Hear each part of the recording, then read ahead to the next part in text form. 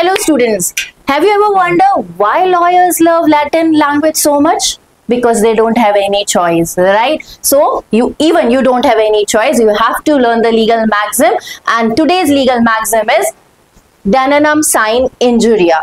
क्या मतलब है इसका? Danenum का मतलब होता है damage, loss, any kind of a loss you have occurred, like financial loss, mental loss, property loss, service loss, comfort loss, any kind of a loss you have incurred. Sine मतलब without, right?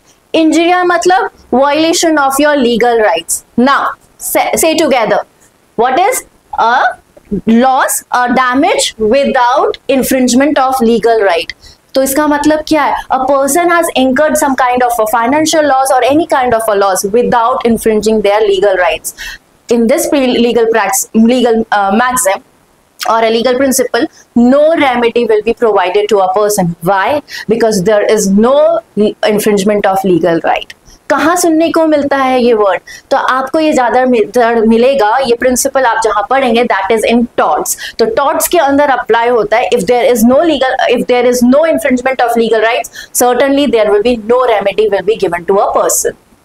For example, a new school has opened in front of the well-established school.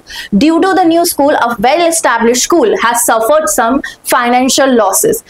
Can he ask for the remedy? Can he ask for the compensation from the new school? Certainly not. Why? Because there is a damage. There are the damages for the well-established school, but there is no infringement of legal rights. If there is no infringement of legal rights, there will be no remedy given to the person.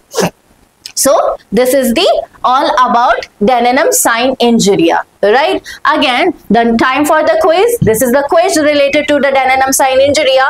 You have to read the question, you have to read the options and answer in the comment box which is the best suitable answer for this question.